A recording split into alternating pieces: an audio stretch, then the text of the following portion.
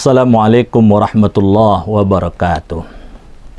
Alhamdulillah hamdan katsiran kama amar, nahmaduhu subhanahu wa ta'ala allazi ja'ala Muhammad imaman lana wa lisairil bashar.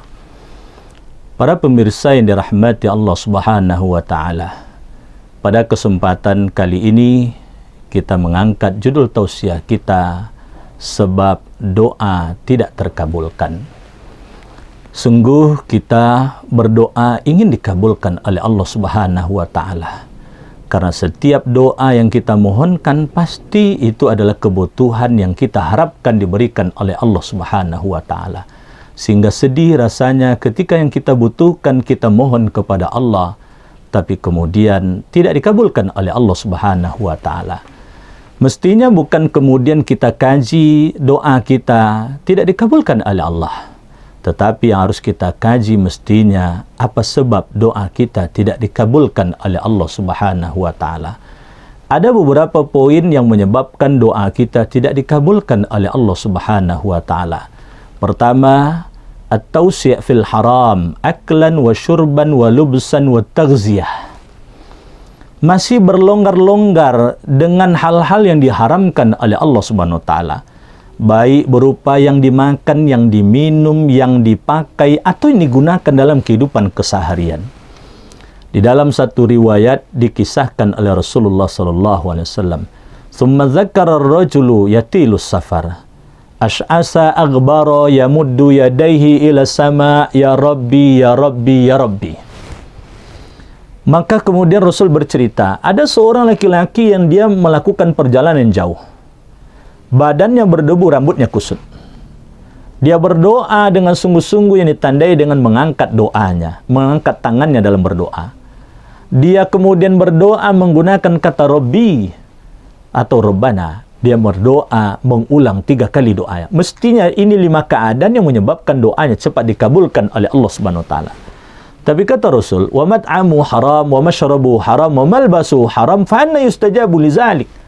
Sedangkan yang dimakannya dari hasil yang haram, yang diminumnya dari yang haram, yang dipakainya dari hasil yang haram, bagaimana mungkin doanya akan dikabulkan oleh Allah Subhanahu wa ta'ala? Maka ini mengingatkan pada diri kita, ketika mencari rezeki, carilah yang halal. Ketika mengkonsumsi, konsumsilah yang halal lagi baik. Sebab ketika kita mencari rezeki yang haram, kita konsumsi, kita masukkan makanan atau minuman ke dalam tubuh kita yang haram, atau kita pakai dalam keseharian kita sesuatu yang dihasilkan dari hasil yang haram, ternyata itulah yang menyebabkan doa kita tidak dikabulkan oleh Allah Subhanahu wa ta'ala. Yang kedua, sebab doa tidak dikabulkan oleh Allah Subhanahu wa ta'ala adalah al-isti'jal wa tarkud doa. Tergesa-gesa, inginnya doanya cepat dikabulkan. Kalau tidak dikabulkan, seakan dia merajuk, lalu kemudian dia tinggalkan doa, lalu kemudian tidak lagi berdoa kepada Allah Subhanahu wa ta'ala. Padahal sadari oleh kita, dalam hidup ini, kalaulah boleh kita istilahkan, ada yang menjadi kewenangan kita, ada yang menjadi kewenangan Allah. Bekerja kewenangan kita, kewajiban kita. Rezeki itu kewenangan Allah Subhanahu wa ta'ala. Berobat adalah kewenangan kita, sembuh kewenangan Allah. Berdoa adalah kewenangan kita, ijabah dijawab itu adalah kewenangan Allah. Urus urusan kita, jangan urus urusan Allah.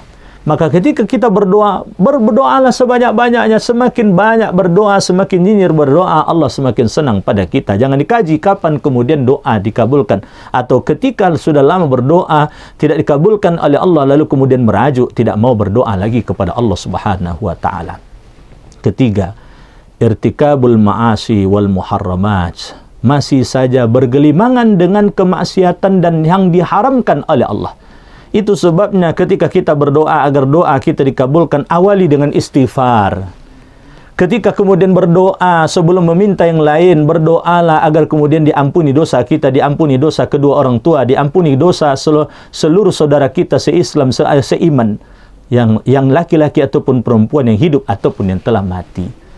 Maka dipandang tidak beretika kalaulah dia berdosa lalu berdoa tanpa diawali meminta ampun kepada Allah Subhanahu wa ta'ala. Yang keempat, kenapa doa kita tidak dikabulkan oleh Allah Subhanahu wa ta'ala? Karena kita berdoa, tapi kemudian masih dalam kondisi biismin berdosa au qati'atir rahim, atau dalam kondisi memutuskan silaturahim. Maka oleh sebab itu, ketika kita doa belum dikabulkan oleh Allah Subhanahu wa taala, introspeksi diri. Adakah dosa kita yang masih saja kita lakukan sampai saat ini? Atau kemudian koreksi diri kita, adakah kita memutuskan silaturahim? Sedangkan Rasul sendiri mengingatkan pada diri kita, ketika kita sudah lebih dari 3 hari tidak tegur sapa, maka kemudian pahala ibadah kita tidak sampai kepada Allah. Jangankan doa, pahala ibadah kita saja tidak sampai kepada Allah Subhanahu wa taala. Oleh sebab itu, para pemirsa yang dirahmati Allah, marilah kita berdoa kepada Allah, tentu dengan harapan doa itu dikabulkan oleh Allah. Jangan sampai terjadi kita berdoa tapi tidak dikabulkan oleh Allah, dikarenakan ada sebab-sebab yang menyebabkan doa itu tidak dikabulkan oleh Allah Subhanahu wa taala. Fa'tabiru ya ulil absar la'allakum tuflihun. Assalamualaikum warahmatullahi wabarakatuh.